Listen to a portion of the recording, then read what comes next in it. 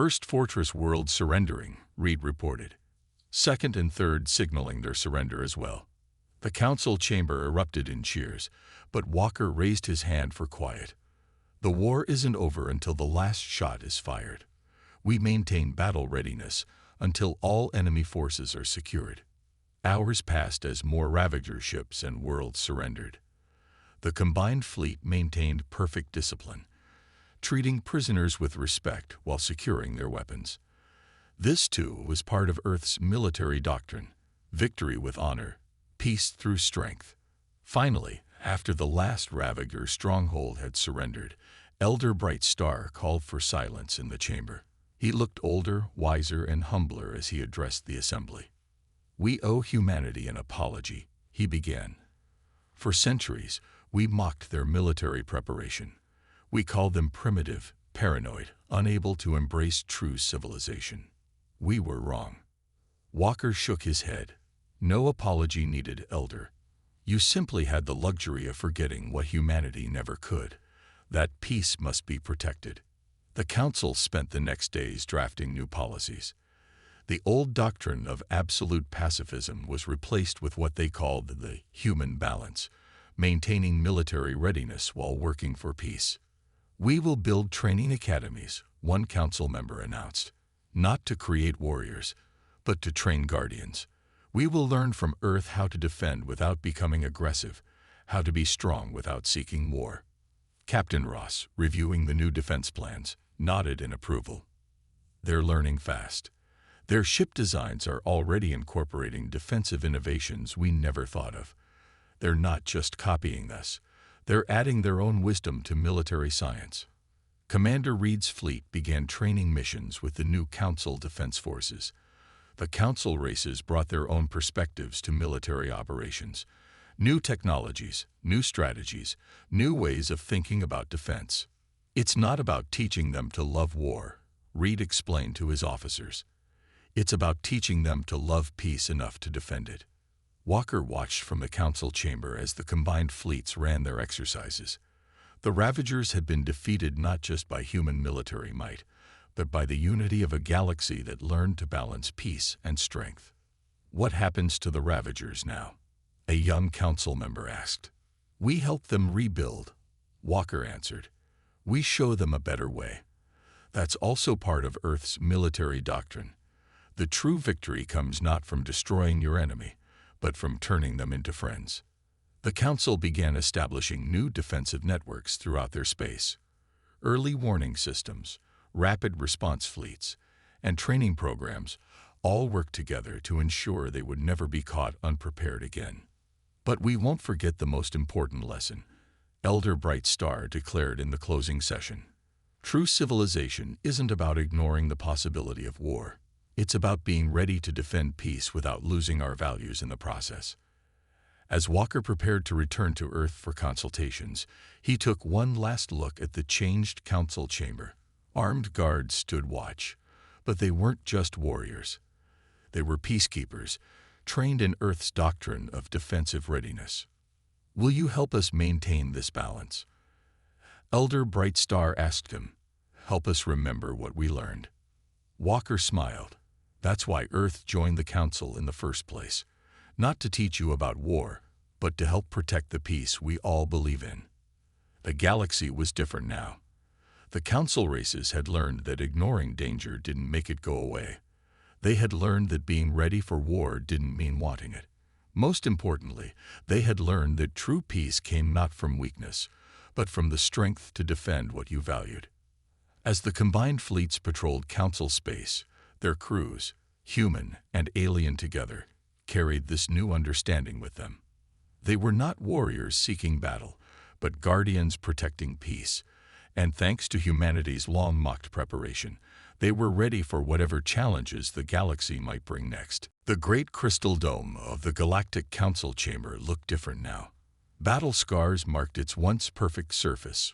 Repair crews worked on damaged sections, and armed guards, both human and alien, stood at every entrance. 6 months had passed since the Ravagers first attacked, and the galaxy had changed forever. Ambassador Walker stood at the central platform. But this time, no one laughed at his words. The council representatives, their numbers reduced by war, listened with complete attention as he presented the final battle plans. The Ravagers have fallen back to their last stronghold, Walker explained, pointing to the holographic display. Thanks to Captain Ross's intelligence network, we know they're running out of supplies. They can't replace their losses like they used to. Elder Bright Star, his silver skin now bearing stress marks from months of crisis management, spoke up. And you believe this final attack will end the war? If we strike together, yes. Walker gestured, and the display showed the combined fleet gathering for the attack. Human warships flew alongside newly built council vessels, their crews trained in Earth's military disciplines, but bringing their own unique skills to the fight. Commander Reed's voice came through the chamber speakers from his position with the fleet. All ships report ready. The Council Defense Forces have taken their positions exactly as trained. They're ready. This was perhaps the greatest change of all. The Council races had not just accepted the need for military forces, they had embraced the human concept of defensive readiness. Their ships were not crude copies of Earth vessels, but elegant combinations of Council technology and human military doctrine. Begin the operation, Walker ordered. The combined fleet moved forward, and the Council chamber fell silent as they watched the battle unfold on the main display. The Ravagers fought desperately, but they faced something they had never expected. A galaxy united and ready for war. Human ships led the main assault while Council vessels protected supply lines and provided support fire. Months of training and shared combat experience showed in every movement. Enemy fleet breaking formation, Reed reported. They're falling back to their fortress worlds, just as we predicted. Walker nodded to Captain Ross, who stood ready with her intelligence teams. Deploy the infiltration units. This was the masterstroke of the final battle plan. While the Ravagers focused on the main fleet attack, small teams of humans and Council species slipped through their defenses. These teams carried a weapon that even the Ravagers couldn't fight. The truth. Broadcast beginning, Ross announced. Her ships transmitted data to every Ravager world, showing their leaders' lies, revealing how many ships they had really lost, proving that their inevitable victory was anything but inevitable. The Council watched in amazement as Ravager ships began surrendering. Not all at once, but group by group as the truth spread through their ranks.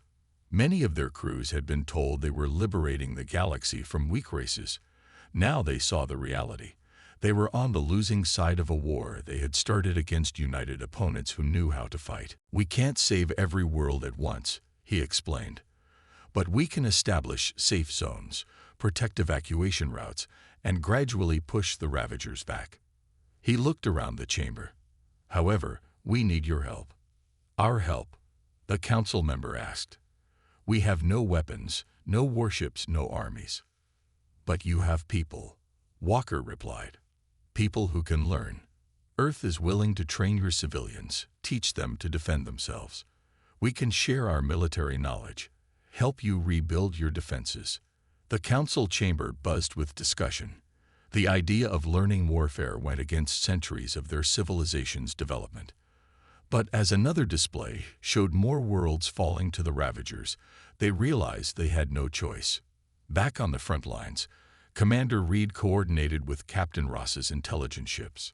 Her crews had mapped Ravager movements, identified their supply lines, and found patterns in their attack strategies. They're not used to resistance, Ross reported. Their entire strategy depends on overwhelming unprepared targets. When faced with organized opposition, they make mistakes. Reed used this information to plan his next moves. Human ships began targeting Ravager supply lines, cutting off their advance forces from reinforcement. Each battle taught them more about the enemy's capabilities and weaknesses. The Council worlds watched in amazement as human forces systematically dismantled Ravager operations. They saw how Earth ships would protect civilian evacuations, even at the cost of tactical advantage. They witnessed human soldiers risking their lives to save alien civilians they had never met. This is why we maintained our military, Walker explained to the council. Not for conquest, not for glory, but to protect those who cannot protect themselves. Elder Bright Star, watching another successful human operation, finally understood. You don't love war, he said quietly. You just understand its cost better than we do. The Ravagers launched a desperate attack on the human fleet's main base. They expected to find a weak point in Earth's defenses. Instead, they found an entire battle group waiting in ambush. Reed's forces had predicted the attack based on Ross's intelligence analysis. Enemy fleet approaching from 3 vectors, the tactical officer reported. Reed allowed himself a small smile. Spring the trap. Hidden human ships powered up their weapons. Defensive platforms that the Ravager scouts had missed revealed themselves. Years of military preparation paid off in a single devastating moment. Multiple enemy ships disabled. The weapons officer announced.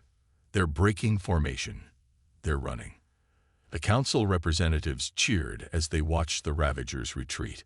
But human military leaders remained focused. They knew that winning battles was not enough. They had to win the war. In the weeks that followed, more council worlds began accepting human military advisors. Earth's training programs, developed over centuries of preparation, were adapted to teach different species how to defend themselves. Watch closely. A human instructor told a group of council trainees, "We're not teaching you to love fighting. We're teaching you to protect peace."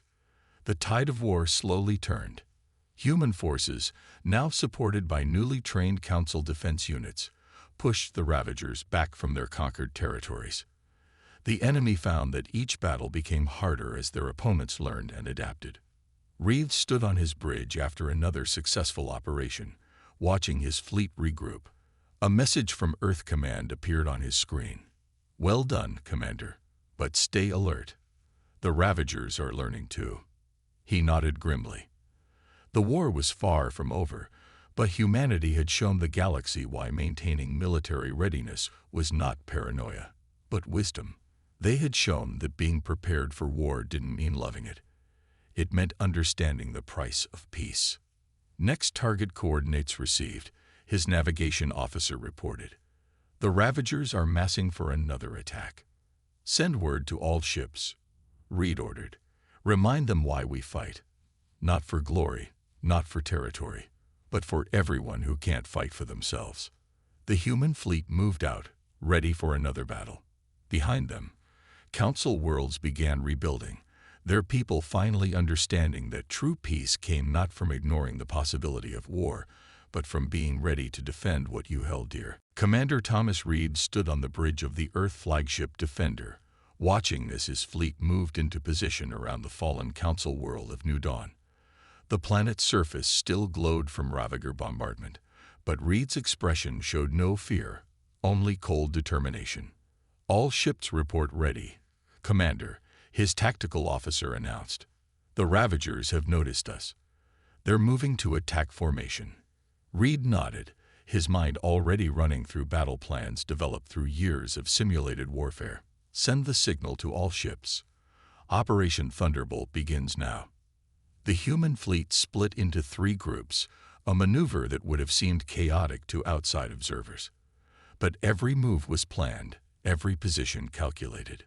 The Ravagers charged forward, expecting another easy victory like they'd had against the defenseless council worlds. "Let them come," Reed ordered. "Wait for my signal." He watched as the enemy ships drew closer, their black hulls reflecting no light. At exactly the right moment, he gave the command. Now. The human fleet's formation suddenly made sense. As the Ravagers charged into what they thought was a scattered defense, they found themselves caught in a 3-dimensional crossfire. Human ships attacked from above, below, and both sides, their weapons finding weak points that Captain Ross's intelligence had identified during the early raids. "Direct hit on their command ship," the weapons officer reported. "Their formation is breaking up." In the council observation room, thousands of representatives watched the battle through long-range sensors. They had never seen warfare like this. Organized, precise, almost surgical in its execution. "How?" Elder Brightstar asked Ambassador Walker, who stood nearby. How did humans become so effective at combat while maintaining peace? Walker's eyes never left the tactical display.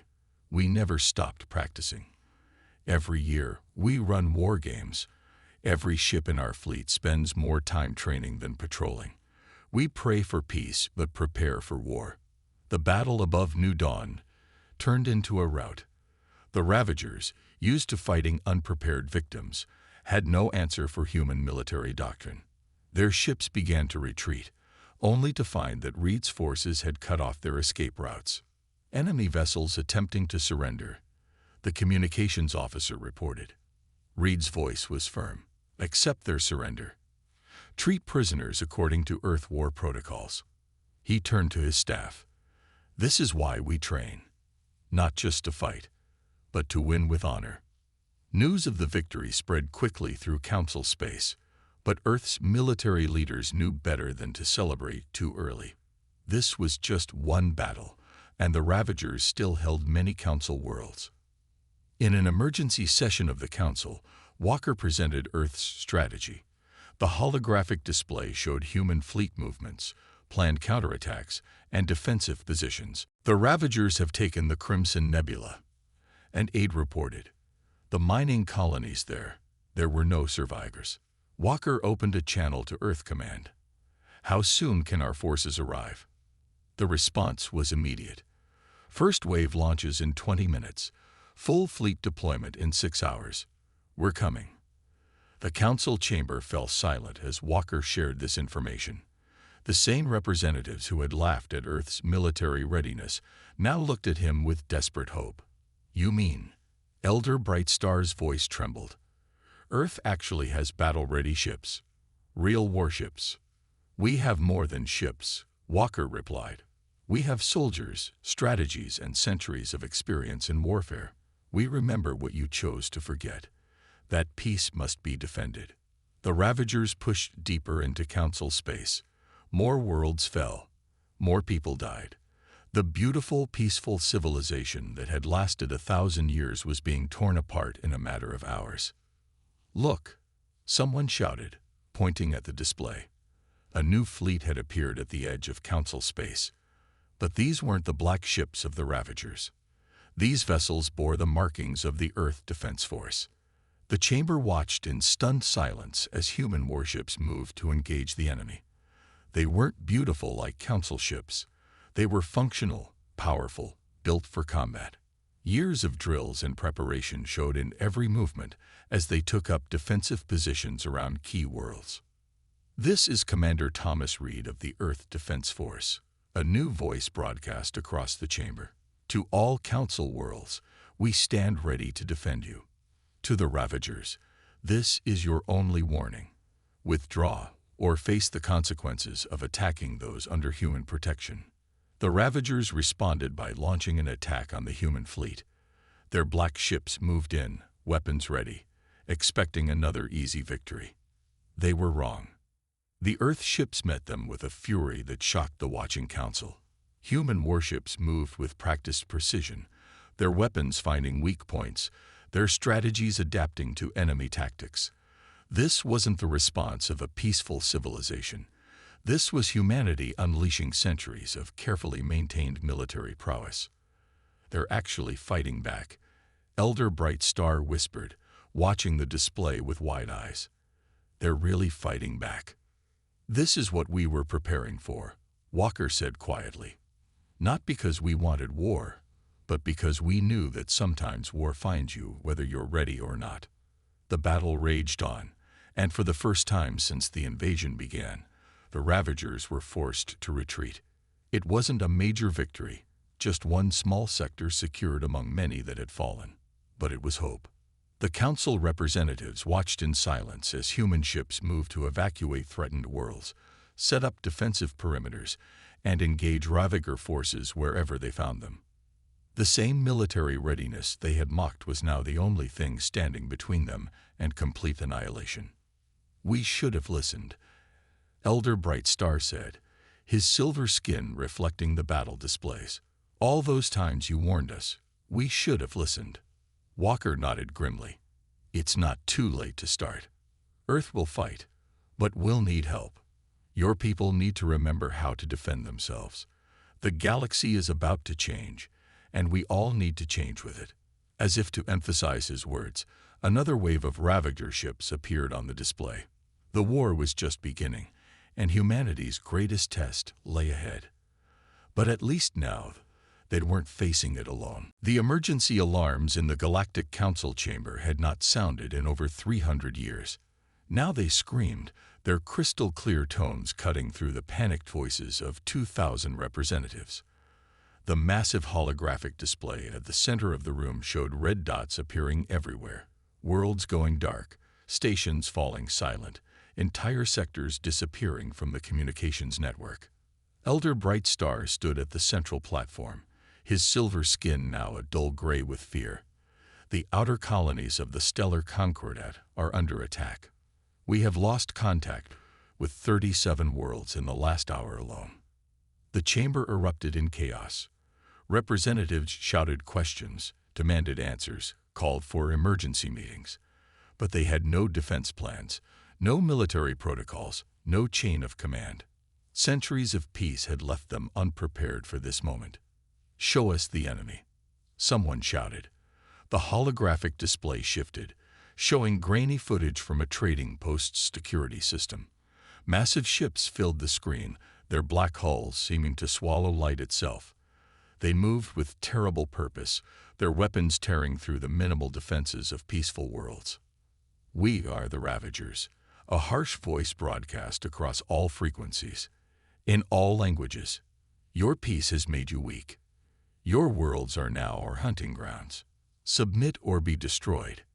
Ambassador Walker stood quietly in his section, watching as the Council tried to handle the crisis the only way they knew how, through diplomacy.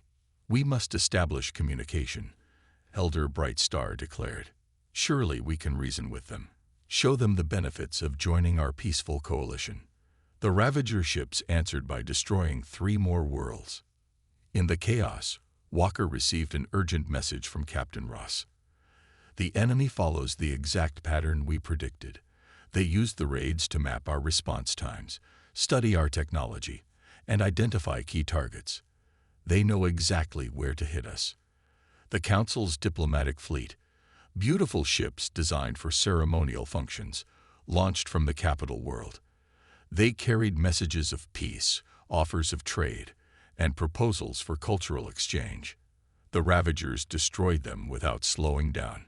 "We need weapons," shouted a representative whose world had just fallen. "Where are the warships?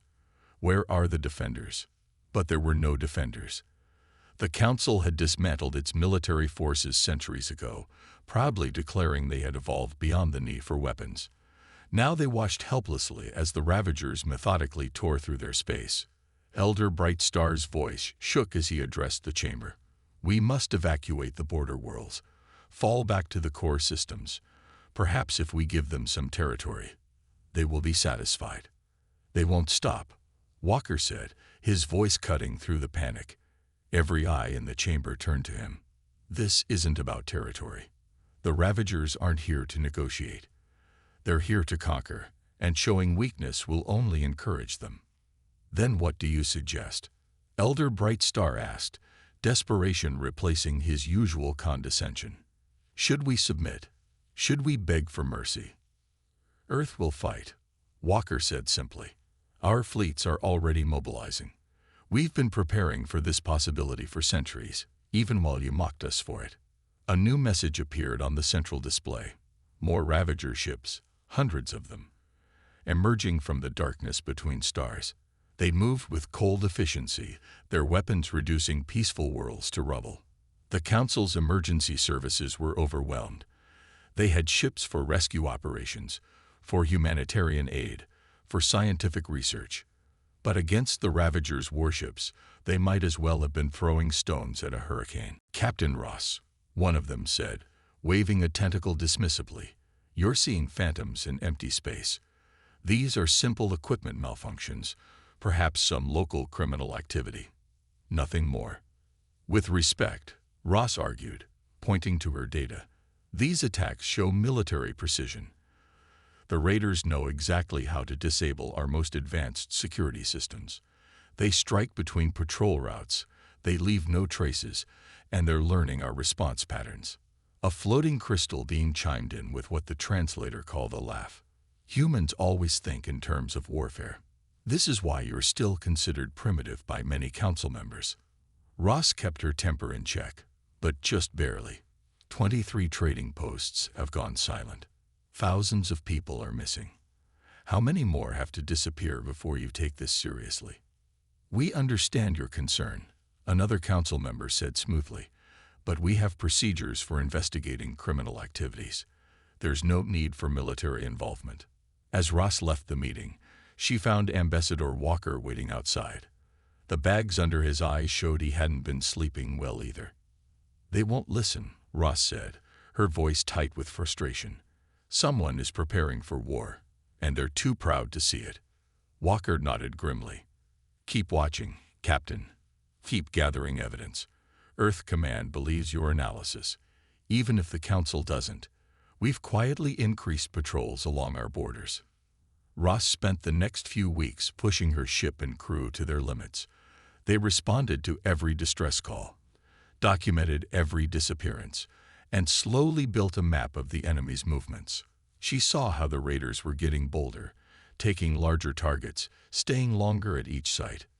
During a routine patrol, her sensors officer called out in alarm. Captain, we're picking up an energy signature. It's huge, like nothing in our database. Ross rushed to the station, studying the readings. Whatever they detected was massive, putting out enough power to run a small planet. But before they could investigate further, it vanished. Send everything to command, Ross ordered, and check if any other posts or stations have spotted similar readings. The data that came back confirmed her worst fears. Multiple ships had detected similar energy spikes, but the Council's peaceful sensors had written them off as natural phenomena. Ross knew better. Someone was testing a new kind of drive system, something powerful enough to move large fleets. She filed another report to the Council, knowing they would ignore it like all the others. But she also sent a coded message to Earth Command. War is coming. Unknown enemy. Massive capabilities. Council remains blind. The response was brief. Continue monitoring. Fleet mobilizing quietly. Stay safe.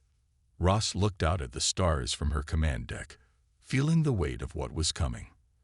The Council lived in a dream of eternal peace, but humanity remembered what it meant to fight.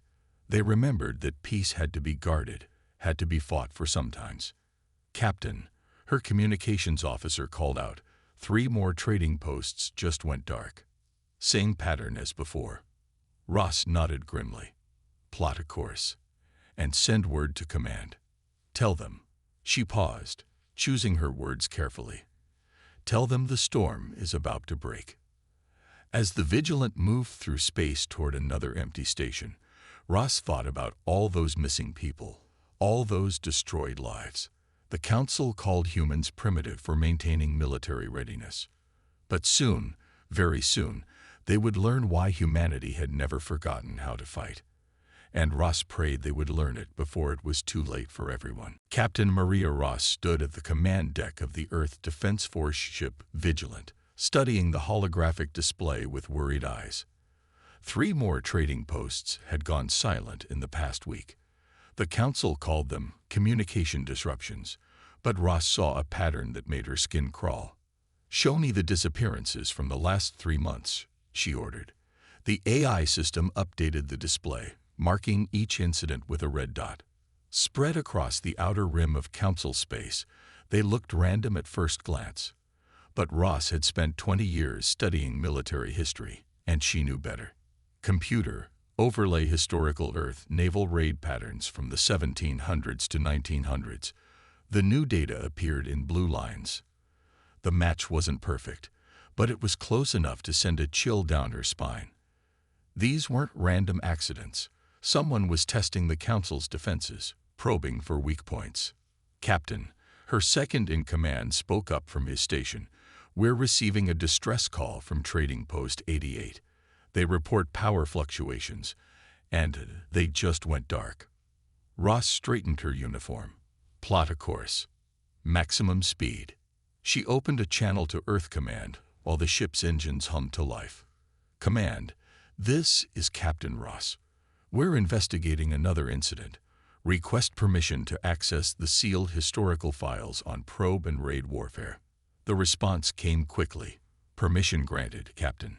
But remember, the Council has forbidden military investigations in their space.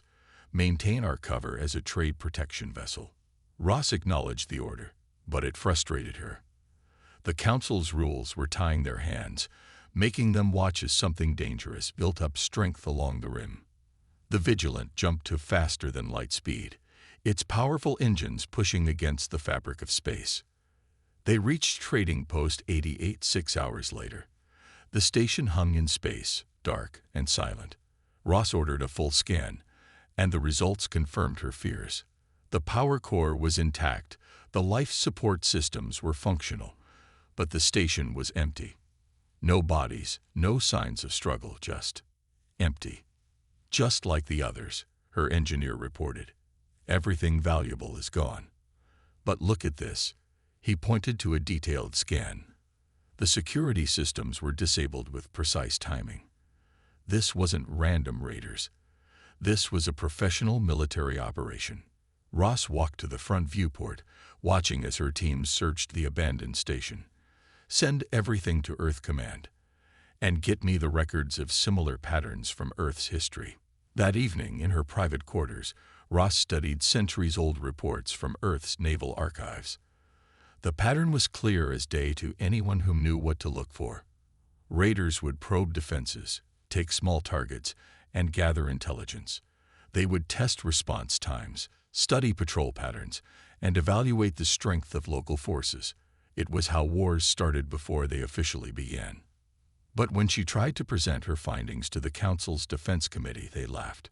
The meeting room was filled with representatives who hadn't seen actual combat in generations. Walker looked around the chamber, noting the smug expressions on many faces. He thought of Earth's long history, the lessons written in blood and fire, the wisdom earned through countless conflicts. These beings thought themselves above such things. They had forgotten that peace was not a permanent state, but a precious gift that must be guarded. The Earth Defense Force costs us resources. Yes, Walker acknowledged. We could disband our fleet, like you all did. We could spend those resources on more pleasant things. But we remember our history. We remember that peace is not guaranteed. And we would rather be laughed at for being prepared than honored for being right too late. Paranoid humans, muttered a floating gas-based being near the front, always seeing threats in empty space. Walker stood straighter. We don't see threats everywhere. We see a galaxy full of wonders, friends, and opportunities. But we also see how easily it could all be lost.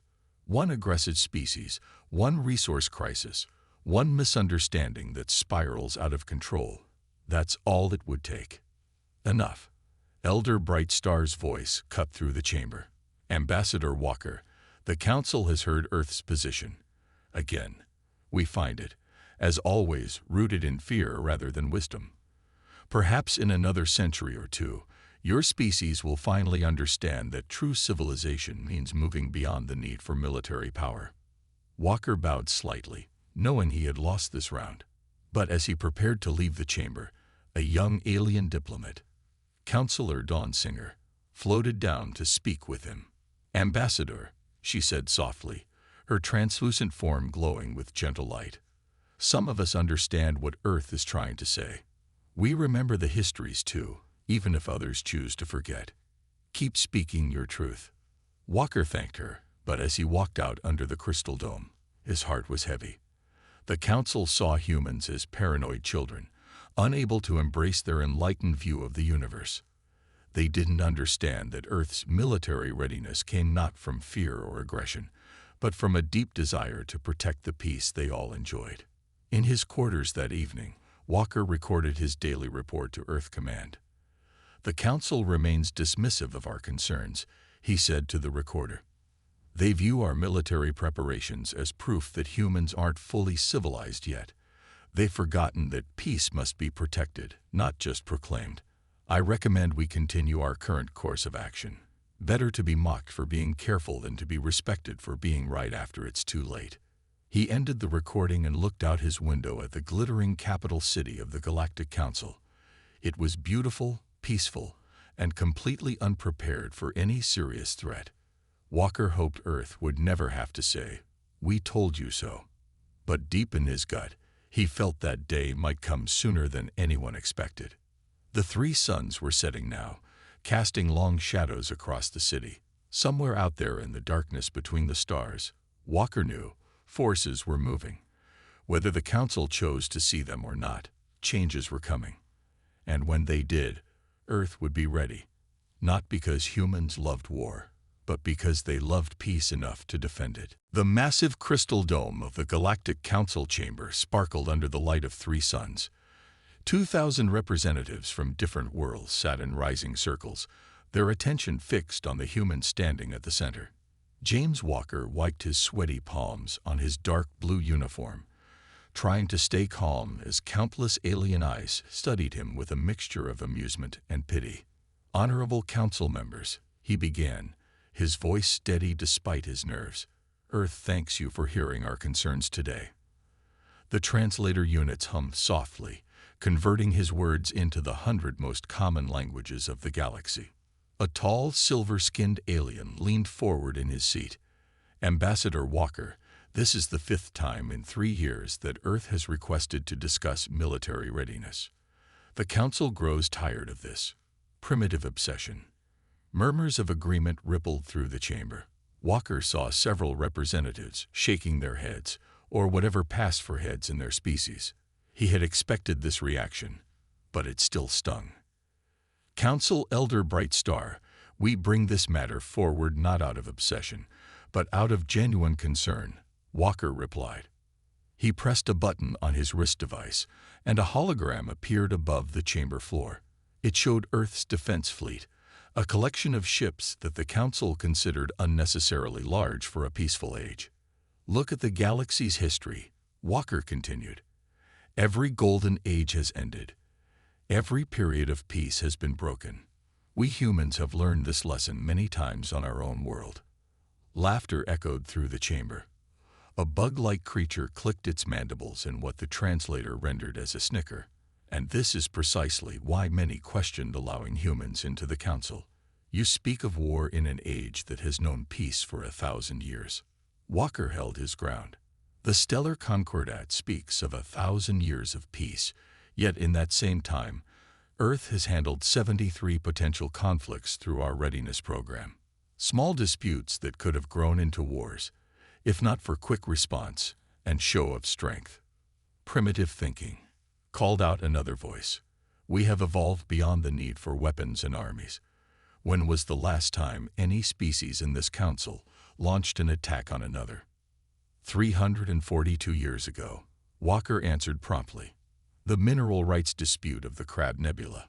It was resolved peacefully, yes, but only after both sides demonstrated their military capabilities."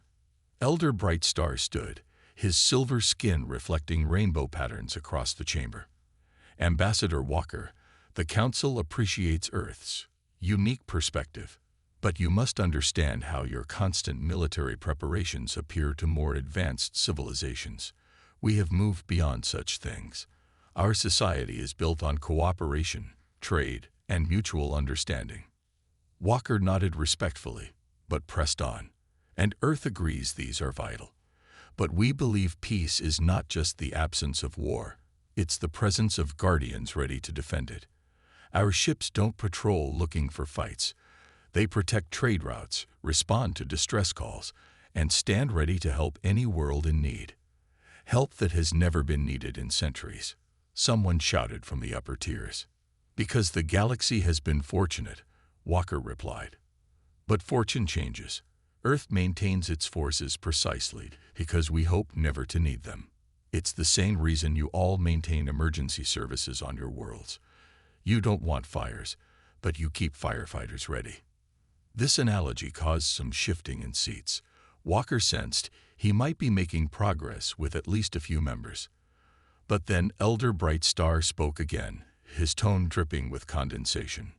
A charming comparison, Ambassador, but ultimately flawed.